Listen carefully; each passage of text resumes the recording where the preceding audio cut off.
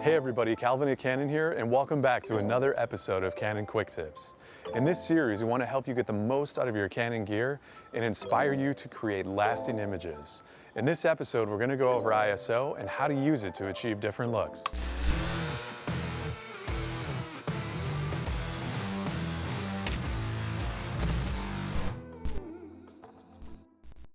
First off, what is ISO? ISO is one of the three pillars of exposure in photography, along with shutter speed and aperture.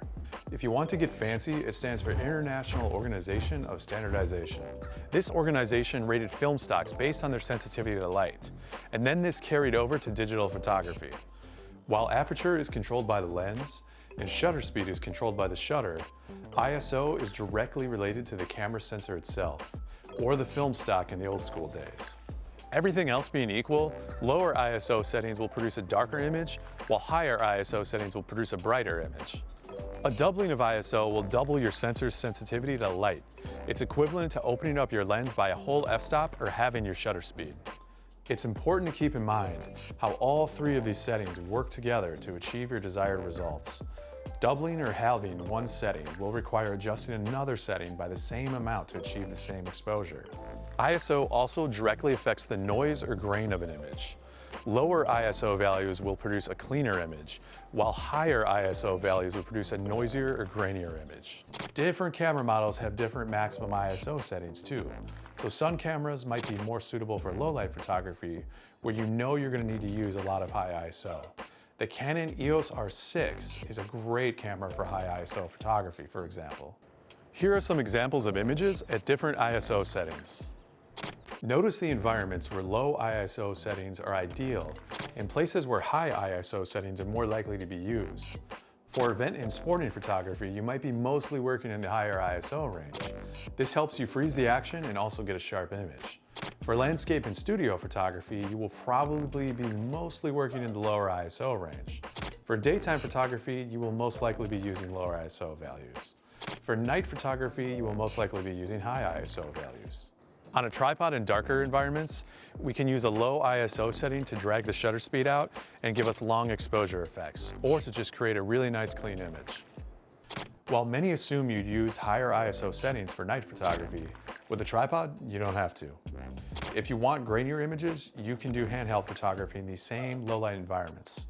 While setting your camera in manual mode will give you the most control over the image, one cool feature that a lot of Canon cameras have is the auto ISO setting. You can manually set your aperture and shutter speed to maintain a consistent look, but have the ISO automatically adjust to maintain consistent exposure as the lighting changes.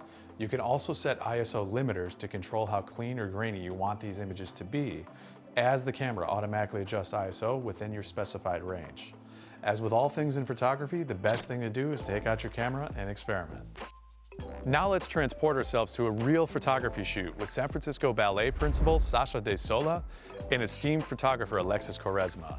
Here on set, we'll see how changing our ISO affects not only our aperture and shutter speed, but also the amount of lighting power we need to achieve our desired look. If we want a grainier image for effect, we can reduce lighting power and boost ISO. If we want a cleaner look, we can boost up our lighting power and reduce our ISO. If we want a happy medium, we can do that too. We can move our lighting closer or further away from Sasha and adjust ISO to compensate. In tricky situations where you're limited on lighting placement, this is really useful. Adjusting our ISO can also help us achieve a good balance between ambient lighting and artificial lighting.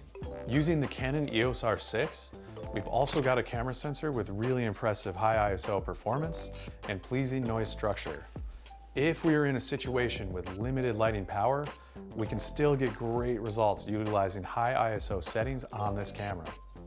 Strike the lights. The most important thing to remember with ISO when it comes to the overall look of an image is that by using a low ISO setting, we get a nice, clean, smooth image. By using a high ISO setting, we get a grittier, grainier image. But sometimes you want a grittier, grainier look. It all depends on the look and mood you are trying to achieve. Thank you for watching this Canon Quick Tips episode. If you like this video, go ahead and subscribe to our YouTube channel and leave some comments below. Stay tuned for more great episodes of Canon Quick Tips and keep photographing.